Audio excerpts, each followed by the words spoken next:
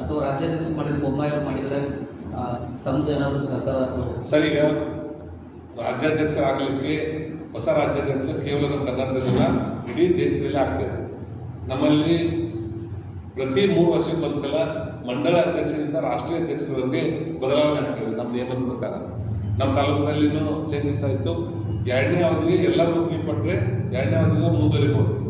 ಇಲ್ಲಾಂದ್ರೆ ಇರದೇ 3 ವರ್ಷ ಇಡೀ ನಮ್ಮ ರಾಜ್ಯದ ಅಷ್ಟೇ ಸಿಗುತ್ತಲ್ಲ, ಒಂದು ಮಂಡಳದಿಂದ ರಾಷ್ಟ್ರೀಯ ಪಕ್ಷದವರೆಗೆ. ಇವತ್ತು ನಮ್ಮ ನಡ್ಡಾಜಿಯವರು ಚೇಂಜ್ ಆಗ್ತಾ ಇದ್ದಾರೆ. ಆ ರೀತಿ ನಮ್ಮ ಜಿಲ್ಲೆಯಲ್ಲಿ ಜಿಲ್ಲಾಧ್ಯಕ್ಷರು ಚೇಂಜ್ ಆಗ್ತಾ ಇದ್ದಾರೆ, ನಮ್ಮ ಮಂಡಳ ಅಧ್ಯಕ್ಷರು ಚೇಂಜ್ ಆಗ್ತಾ ಇದ್ದಾರೆ.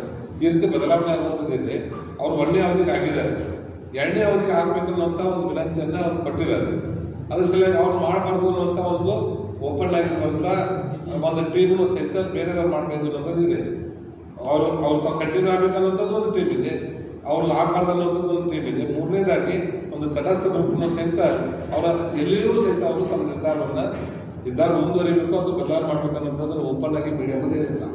ಅದು ನನ್ನ ವೈಯಕ್ತಿಕ ಅಭಿಪ್ರಾಯ ಅಂದರೆ ನಮ್ಮ ರಾಷ್ಟ್ರೀಯ ನಾಯಕರು ಅಬ್ಸರ್ವ್ ಮಾಡ್ತಾ ಇದ್ದಾರೆ ಕರ್ನಾಟಕದಲ್ಲಿ ಏನು ನಡೀತಾ ಇದೆ ಮತ್ತು ಬೇರೆ ಬೇರೆ ರಾಜ್ಯದಲ್ಲಿ ಸಹಿತ ಈ ಬದಲಾವಣೆಗಳು ಏನೇನಾಗ್ತದೆ ಅನ್ನೋದ್ರ ಬಗ್ಗೆ ಅಬ್ಸರ್ವ್ ಮಾಡ್ತಾ ಇದ್ದಾರೆ. ಈ ಕೇಂದ್ರದಲ್ಲಿ ಒಂದು ಪಾರ್ಲಿಮೆಂಟ್ ಸೆಷನ್ ನಡೀತಾ ಇರೋದ್ರಿಂದ, ಬಜೆಟ್ ಸೆಷನ್ ನಡೀತಾ ಇರೋದ್ರಿಂದ ಮತ್ತು ಡೆಲ್ಲಿ ಎಲೆಕ್ಷನ್ ಇನ್ನೇ ಹಾಗೆ ನಾಳೆ ರಿಸಲ್ಟ್ ಇದೆ, ಅದನ್ನೆಲ್ಲ ಅಬ್ಸರ್ವ್ ಮಾಡ್ಕೊಂಡು 10ನೇ ತಾರೀಕಿನ ನಂತರ ಅವರ ಸೂಕ್ತವಾಗಿರುವಂಥ ಎರಡೂ ಗ್ರೂಪಿಗೂ ಅನ್ಯಾಯ ಆಗಲಾದಂತೆ ಅವ್ರು ಮಾಡ್ತಾರೆ ಅನ್ನುವಂಥದ್ದು ನಮ್ಮ ವಿಶ್ವಾಸ ಇದೆ. ನಾವು ಏನೇ ಇರಬೇಕು ಇರಬಾರ್ದು ಅನ್ನೋಂಥದ್ದು ನಾವು ಏನೇ ಡಿಸೈಡ್ ಹೋದ್ರೂ ನಮ್ಮ ಕರ್ನಾಟಕ ರಾಜ್ಯದ ಯಾರೂ ಕೇಳೋದು ನಿರ್ಧಾರ ತೆಗೆದುಕೊಳ್ಳೋದಿಲ್ಲ. ಯಾರಾದರೂ ನಮ್ಗೆ ಕೇಳೋದು ನಿರ್ಧಾರ ಇದ್ದರೆ ತಪ್ಪದು. ನಮ್ಮದೇ ಆಗಿರುವಂಥ ಇಂಟೆಲಿಜೆನ್ಸಿ ಸರ್ವೆ ರಿಪೋರ್ಟ್ ಪ್ರಚಾರ ಅಥವಾ ತಮ್ಮದೇ ಆಗಿರುವಂಥ ರಾಜಕೀಯ ಅನುಭವದ ಮೇಲೆ ಅವರು ನಮ್ಮ ರಾಜ್ಯಾಧ್ಯಕ್ಷರ ನಿರ್ಧಾರ ತೆಗೆದುಕೊಳ್ತಾರೆ.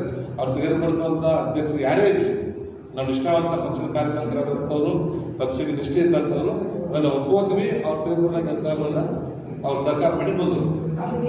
ಸರ್, ನನ್ನ ಪಕ್ಷಕ್ಕೆ ಯಾವುದೇ ರೀತಿ ಜವಾಬ್ದಾರಿಗಳನ್ನು ಕೊಟ್ಟು ನಾವು ಮಾಡಲಿಕ್ಕೆ ಸಿದ್ಧರಿದ್ದೀವಿ. ನಾವೇನು ಬೇಡಲಿಕ್ಕೆ ಹೋಗಲ್ಲ.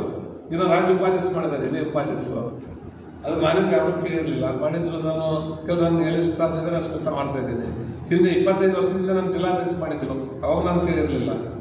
ನಿಮ್ಗೆ ಇನ್ನೊಂದು ಗೊತ್ತಿರಲಿ, ಈ ರಾಜ್ಯದಲ್ಲಿ ನಮ್ಮ BJP ಸರ್ಕಾರ ಬಂದಾಗ ನಾವು ಕೈಗಾರಿಕಾ ಸಚಿವರನ್ನೇ ಮಾಡಿದ್ರು. ನೀವು ಯಾರು ಬೇಕಾದ ಕೇಳಿದ್ರೆ ನಾವು ಒಬ್ಬರು ಕಡೆದಿಂದ ಅವ್ರು ಮನೆಗೆ ಕೊಟ್ಟಿದ್ರು ನಾನು ಮಾಡಿದ್ರೆ. ಅವ್ರು ಯಾವಾಗ ನನ್ನ ಜವಾಬ್ದಾರಿಯಿಂದ ಪಕ್ಷದಲ್ಲಿ ಸರ್ಕಾರದಲ್ಲಿ ಕೊಟ್ಟಿದ್ದಾರೆ, ನಾನು ಪ್ರಾಮಾಣಿಕವಾಗಿ ಅದಕ್ಕೆ ಒಂದು ನ್ಯಾಯ ಸಿಗುವಂತೆ ಕೆಲಸ ಮಾಡಿದ್ದೇನೆ. ಮುಂದೆ ಯಾವುದೇ ಜವಾಬ್ದಾರಿ ಕೊಟ್ಟರು ಸಹಿತ ಎಲ್ಲರನ್ನೂ ಮಾಡ್ಕೊಂಡು ಹೋಗಲಿಕ್ಕೆ ಸಾಧ್ಯ ಇದೆ. ಅದರ ಸಲುವಾಗಿ ಯಾರು ರಾಷ್ಟ್ರೀಯ ನಾಯಕರು ಯಾರನ್ನು ಗುರುತಿಸಿ ಜವಾಬ್ದಾರಿ ಕೊಡ್ತಾರೆ ಅವರು ರಾಜ್ಯದ ಅಧ್ಯಕ್ಷರಾಗ್ತಾರೆ. ಅದಕ್ಕೆ ಸಂಪೂರ್ಣ ಅವರು ಸಹಕಾರವನ್ನು ಕೊಡ್ತಾರೆ. ಭಾರತೀಯ ಜನತಾ ಪಾರ್ಟಿಯವರು ಇದ್ದವ್ರು ಮುಂದುವರ್ಸಿದ್ರು, ಅವ್ರಿಗೆ ಸಾಥ್ ಕೊಟ್ಟು ನಾವು ಕೆಲಸ ಮಾಡ್ತೀವಿ. ಅವ್ರು ಬಿಟ್ಟು ಬೇರೆದವ್ರನ್ನ ಮಾಡಿ 2ನೇ ಗ್ರೂಪದವ್ರು ಮಾಡಿದ್ರು ಸಹಿತ ಅವ್ರಿಗೆ ನಮ್ಮ ಕಡೆ ಸಾಧ್ಯತೆ ಸಹಕಾರ ಮಾಡ್ತೀವಿ. 3ನೇ ಗ್ರೂಪದವ್ರು ಮಾಡಿದ್ರು ಅವ್ರು ನಾವು ಸಹಕಾರ ಮಾಡ್ತಾ ಇದ್ದೀವಿ. ನಾವು ಒಟ್ಟಾರೆ ಮುರುಗೇಶ್ ನಿರಾಣಿ ಭಾರತೀಯ ಜನತಾ ಪಾರ್ಟಿ ಅವ್ರು ಏನು ಮಾರ್ಗದರ್ಶನ ಮಾಡ್ತಾರೆ, ಏನು ಸೂಚನೆ ಕೊಡ್ತಾರೆ, ಅವ್ರು ಏನು ಎಂಥ ಇದ್ರು ಸಹಿತ ಅವ್ರನ್ನ ಸಪೋರ್ಟ್ ಮಾಡೋದು ಜವಾಬ್ದಾರಿ. ನೀವೇ ಅವಕಾಶ ಏನು ಕೊಟ್ಟರು ಮಾಡ್ತೀವಿ. ಒಂದ್ರೆ ನಾನು MLA ಟ್ರೀಟ್ ಮಾಡಲ್ಲ ಅಂದ್ರೂ ಭಾರತೀಯ ಜನತಾ ಪಾರ್ಟಿ ಪ್ರಾಮಾಣಿಕ ಕೆಲಸ ಮಾಡ್ತೀವಿ. ಆದ್ರೆ ರಾಜ್ಯಾಧ್ಯಕ್ಷ ಆಕಾಂಕ್ಷೆ 300 ಆಕಾಂಕ್ಷೆ ಆಗುತ್ತೆ, 100 ಅವಕಾಶ ಕೊಟ್ಟರು. ಅವ್ರು ಏನು ನೋಡಿ, ನಮ್ಮ ಭಾರತೀಯ ಜನತಾ ಪಾರ್ಟಿ ರಾಷ್ಟ್ರೀಯ ನಾಯಕರು, ರಾಜ್ಯ ನಾಯಕರು, ಪರಿವಾರ ಹಿರಿಯರು ಭಾಳ ದೂರದರ್ಶಿಗಳು ಆಗ್ತಾ ಇರ್ತಾರೆ. ಯಾರಿಗೆ ಏನು ಜವಾಬ್ದಾರಿ ಕೊಟ್ಟರೆ ಅವ್ರು ನಿಲ್ಸೋದು ಹೋಗ್ತಾರೆ ಅನ್ನೋಂಥ ಕಲ್ಪನೆ ಅವ್ರಿಗಿದೆ. ಅವರೇನು ಒಂದು ಅಳದು ತೂಗಿ ಒಂದು ಜವಾಬ್ದಾರಿಯನ್ನು ಯಾರಿಗೆ ಕೊಡ್ತಾರೆ, ಅದು ಸಹಕಾರ ಕೊಡುವಂಥದ್ದು ನಮ್ಮ ಕೆಲಸ. ಸರಿ, ತಟಸ್ಥ ಅನ್ನುವಂಥದ್ದು ನಿಮ್ಮ ಬಾಯಿಂದ ಕೇಳ್ತಾ ಇದ್ದೆ ನಾನು ಜೀವನದಲ್ಲಿ. ತಟಸ್ಥ ಅನ್ನುವಂಥದ್ದು ಇಲ್ಲವೇ ಇಲ್ಲ. ಈ ಮುರುಗೇಶನ ತಟಸ್ಥ ಅಂತ ನಾನೇನು ಮಾಡೋಕ್ಕಾಗತ್ತಿಲ್ಲ. BJP ಅಲ್ಲ, ನೀವಲ್ಲ, ಈ ಬಸವರಾಜ ಬೊಮ್ಮಾಯಿ ನಾನು ಆಲ್ಮೋಸ್ಟ್ 35 ವರ್ಷ ಆಯ್ತು ನಾನು BJPಯಲ್ಲಿದ್ದು. 35 ಇಯರ್ಸ್. ಯಾವುದು ಪಕ್ಷ ಚೇಂಜ್ ಮಾಡಿಲ್ಲ, ಯಾವುದು ಇದು ರೂಪದಲ್ಲಿಲ್ಲ.